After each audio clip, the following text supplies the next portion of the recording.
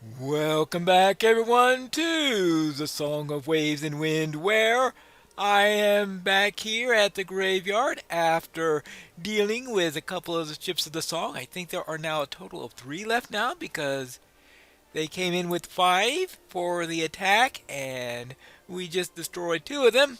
But it looks like while I was away, somebody attacked Aragorn with a knife. Oh, what happened, sir? King Elessar grimaces in pain, and blood trickles from beneath his chest plate. Pineleaf, my friend, heed my words. It was Affadair, my groom of horses. He stood close by and whispered in my ear, "For the heirs of Castamere," hissed to me, and his knife found a gap in the plates of my armor. He must have been the traitor that we suspected. Lestar laughs quietly, but the action causes him pain. I thought such a one would be higher in my councils. Well, at least it wasn't someone higher in your councils. Affadair will seek to join the Balachade in the Airsworn at the docks. So, let's pursue him. I have returned to the city in hopes to chase the traitor, but I am trying to find a way in which to get to him. The fires are blocking the way.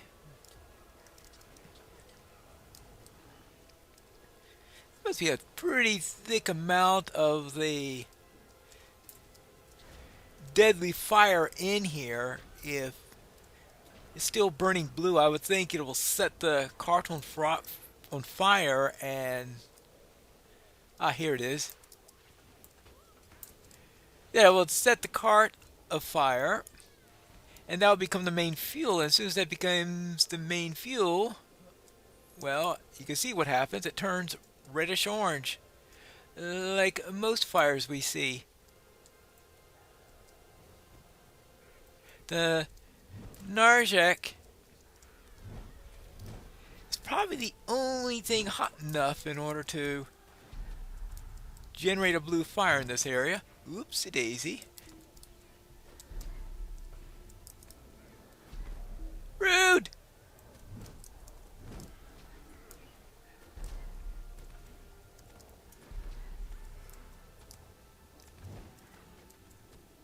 Well, I'm just going to have to get through here. Oh, oops. Oh well. I was hoping to do an AoE after that, but he died before I could get it off. Well, now take care of this troll. You're not going to last much longer either. Okay, so now, where is... How am I going to get to it? See, that way looks like it's blocked off. This way is... Oh. Oh, hello.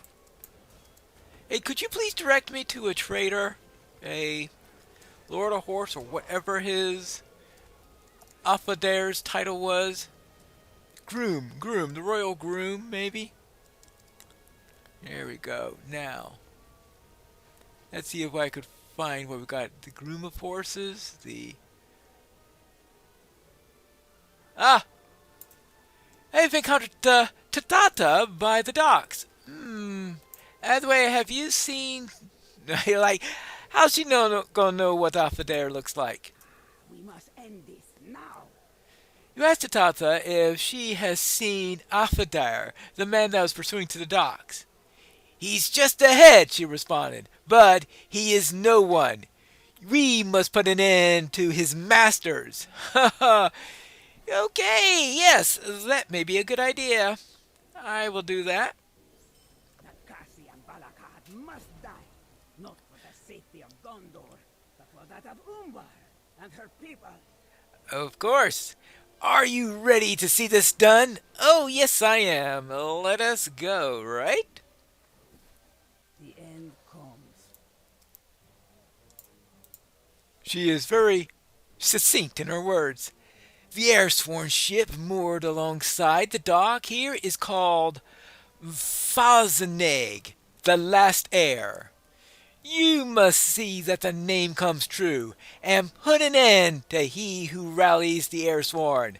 My business is with Nakasi. Alright, well then. Alright, I'm not exactly sure I'd want to be facing Nakasi. Have I actually ever faced her? Well, I'm not too sure what we could call her. I mean, is she the line of Bjorn, or is she from another group of skin changers? It wasn't exactly clear exactly her heritage on that part. There we go. Further along.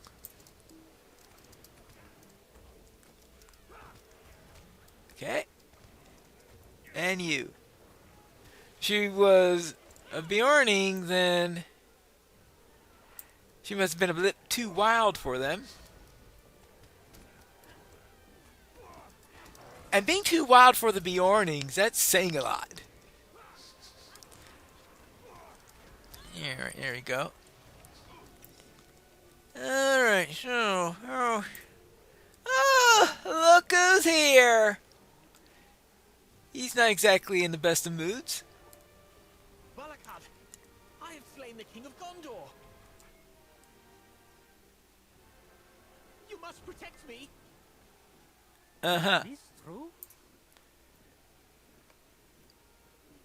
Nope, he did not slay the King of Gondor. Do you think to deceive me? He attempted it. No, my lord, please, let me explain. I will prove my loyalty to the heirs of Castamere. My business is with Nakasi and no other. These two are yours. Alright.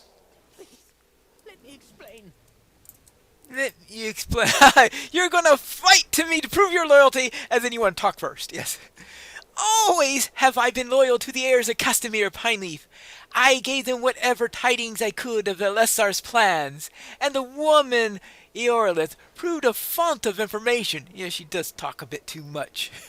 Indeed, it was most challenging to determine what news could be of use amidst all her ramblings. I feel for you there. That's the only bit of feeling I've got for you. I lost contact with Marathon shortly before the king departed for Outer Gondor, and received no further word from the other supporters of the heirs. That's because they're all killed by Nakasi. I had to decide what actions to take on my own. That stayed my hand for a time, but always I sought for some means of separating the king from his defenders, while we ventured in Anfalis and Pinath Gelen. But now that Balakad has assumed the rightful mantle, I can die knowing that I have done what I could to support his rise. If I must die, then I will die for him. Praise the memory of Castamere and all his heirs. Oh boy. Okay, fine. You really think you could best me? Really? And Balakad said, okay, fine. If you want to prove your loyalty for dying for me, go ahead. You're of absolutely no use. Let's see how absolutely no use you are. I prove my loyalty in death. He said, You once before to stand beside me. You must know the destruction of Gondor is necessary. no, it isn't. The ancient elves, they will kill us all. Gondor has nothing to do with them.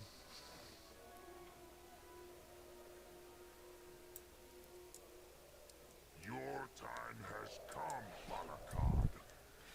Oh, wait. If you grant me mercy. No! Ah, ah, ah. Well, that's Nakasi. Nakasi!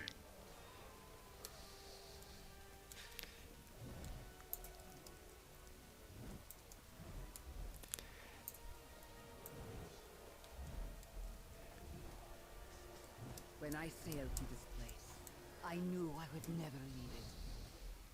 But first, Balakad would die. I needed the loyalty of his men if I was to have my vengeance upon Gondor. But that vengeance was incomplete, for so long as any heir of Castamir still drew breath. Now I can tell to Muldo, he is avenged.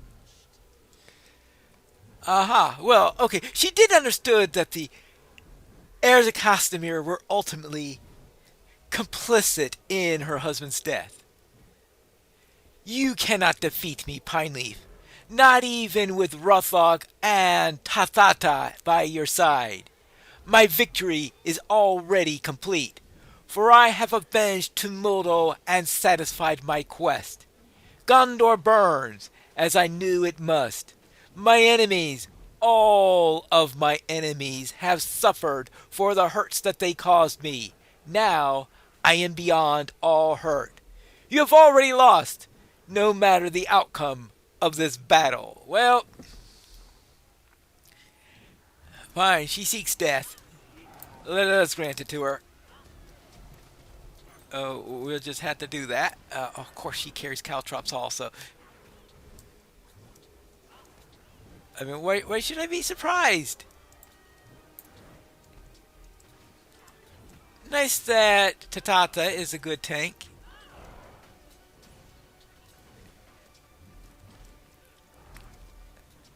I could just put the bleeds on her. I must tell to Muldo. Yeah. You, ouch!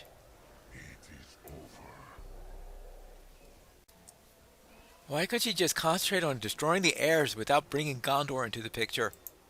She is defeated. Her life nears its end. Well, defeated is the wrong word, but I get your point. Her eyes dim. Nakasi sees us no longer.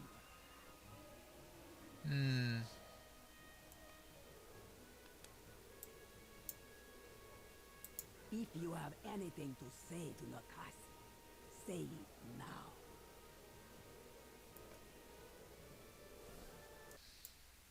How is it I come to be here? Alright. Now we're playing Nakasi. I am sorry, Captain. The kindred of the coins meets within. I cannot let you pass. Where my husband goes, I go. Oh, yeah, she is Do certainly. you believe you can prevent me from joining Tumuldo? Alright. Very well, Captain. But this is your doing, not mine. Okay, well, I suspect Tumudo will be too much trouble. Milka hid her allegiance to the heirs of Castamir from us. It is only right that Tathata take her place at our council. Hold, Osgoth. These are kindred matters. Our number is 7, not 8. Nakasi cannot stay. Your numbers will be fewer if you try to keep my wife from me. Anything you say to me, you can say to Nakasi as well. Are any welcome to join this kindred then?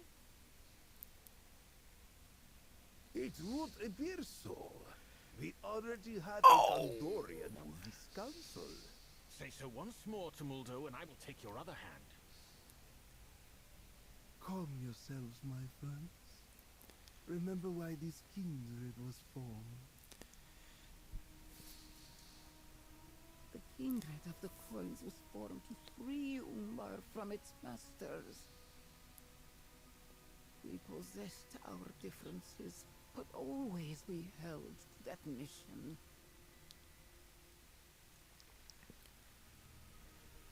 Did we not? Think upon the question that the kindred of the coins live up to its intentions. This meeting of our council is dismissed. Until next we meet, then. Tumuldo, wait a moment, if you would. I would like to speak with you and with Nikasi. Okay. Very well, Osaka. You have our attention. What did Azagat have to say? You know I have eyes everywhere. Sometimes they see things of interest to me and to those of my friends that I can trust. Know you of the vast lake at the head of the Ikraban?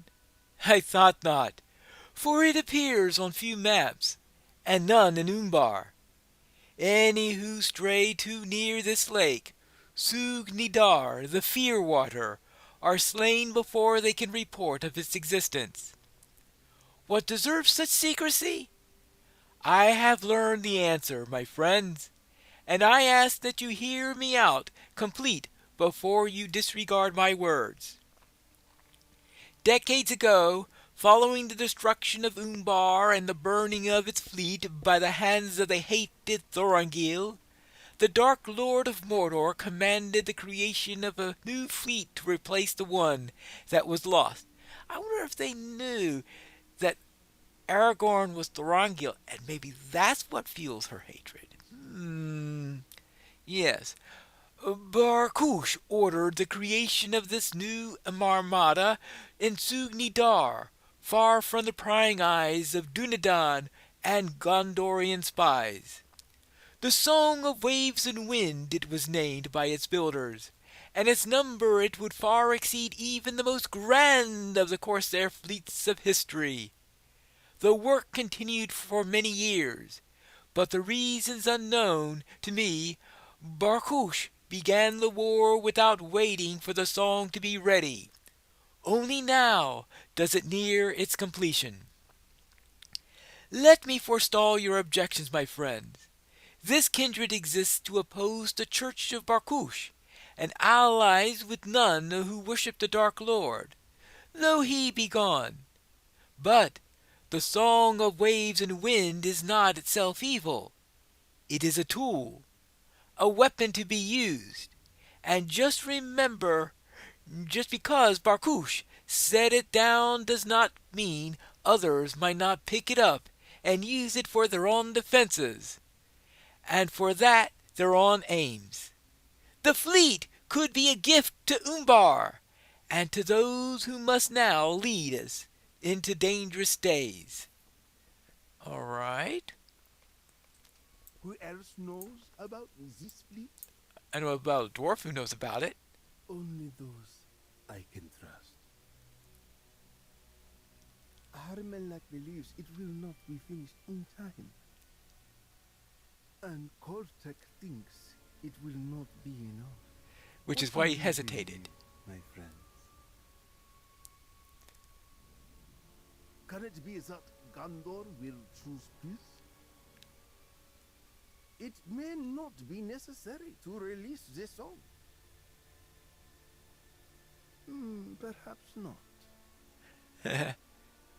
We will not know until someone sails to Gondor and presents them with this choice. Yeah, that went well. No, Tumuldo. Sail not to Gondor. You will come with me, my love. The waves will never part us. Together, we will learn if Gondor desires peace.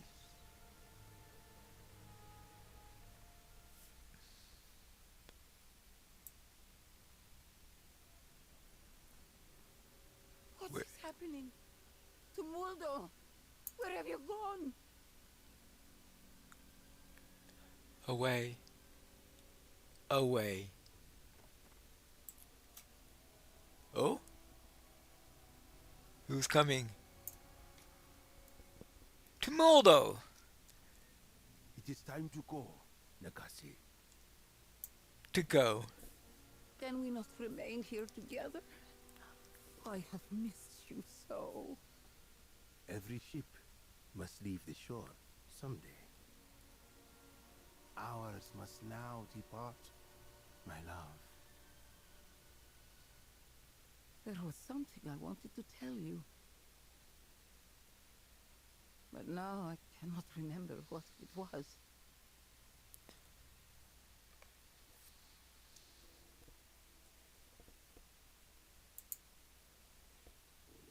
facing the unknown together. Yes, my love. Let us sail beyond the darkness of this life. Farewell, Nakasi. She is gone, Pineleaf. With its leaders dispatched and the Narjok weapons damaged, the Song of Waves and Wind has reached the end of its campaign against Gondor. Already the fighting turns against them. The battle will soon be over. Now the healing must begin. And there will be healing that needs to be done. And what better place for healing than an infirmary? Hello. Let me put your mind at ease. King Elisar's wound is shallow, and we tended to it in time. The king will survive the traitor's blade. Well, that is good. He has asked to see you. Disturb him not for long, please. But I will not dare to keep you from him, lest I risk either your ire or that of the king. Yes, there is that. Now, let us find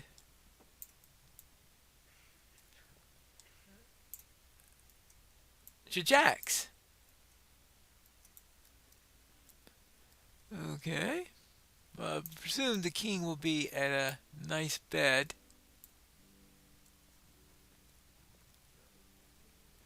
Closest thing to a private room in this area, maybe? Oops, I really shouldn't be walking on people. Yeah, closest thing there is to a private room in this place. The king smiles at you, and you are reassured to see in the return of his strength. My friend, I am glad that to see you survive the battle. The reports I have heard tell me of the threat of the song is ended. Well, Afadir has paid for his treachery, and both Nakasi and Balakad perished during the fighting. Would that we could have dissuaded them from this course, but alas, only rarely is that possible. I confess to you that it never occurred to me that Afadir would have been a supporter of the heirs of Castamir, whose presence we suspected in Minas Tirith. The gaze of my suspicion turned always to those who wielded greater power than my groom of horses. And yet, the heir sworn prized his reports, believing that he was always only moments away from wielding the blade that would end my life. Surely there were opportunities that he had before today? This I believe, for it seems to fit every fact. While the Harlan burned, Afadir stood near enough to me to whisper his battle cry in my ear. For the heirs of Castamir, he said, as he slipped his knife beneath my armor. And I all unsuspecting. How then did his blade not pierce a vital organ? How could he inflict this wound with such murderous intent, and yet not spill the last of my life's blood? Maybe he wasn't very good with knives? I think our tour of King's Gondor planted a seed, Pineleaf. When he traveled with us in Anfalis and Peneth Galen, he did so intending to serve the interests of the heirs of Castamir. But I think our journey caused a sapling to grow within his heart. When today he saw the opportunity to carry out his intentions, I believe that he is unable to fully wield that blade that could end my life, and his aim went astray despite his purpose.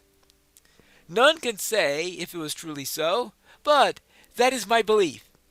I weep not for Afadir, but I hail him for my life, even though he sought the taking of it. All right. And what does Iorlet have to say?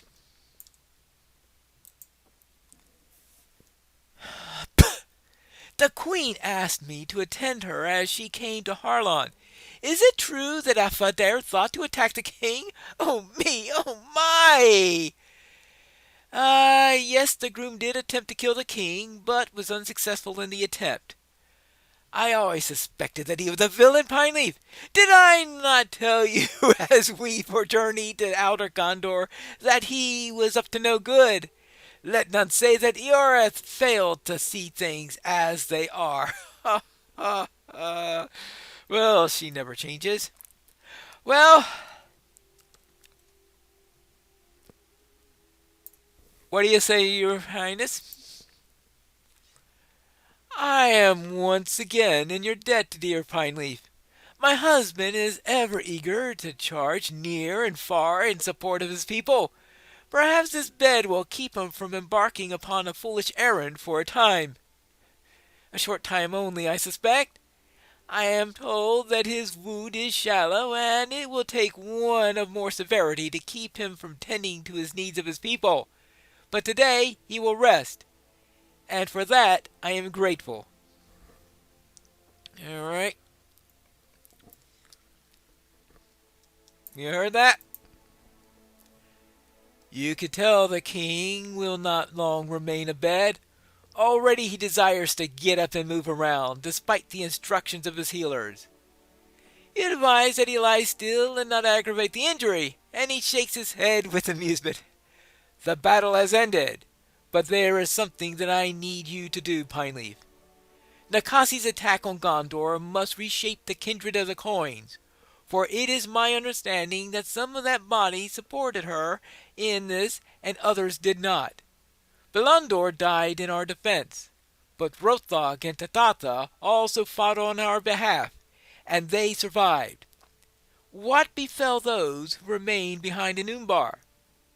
I ask you to speak with Jajax here, in the infirmary, and prepare to return with him to the city, Pineleaf. We must learn what we can of the situation in Umbar now that the threat posed by the Song of Waves and Wind has been eliminated. Ah, yes. We will need to learn this with Jajax, and that is what we are going to do in the next episode of the Song of Waves and Wind.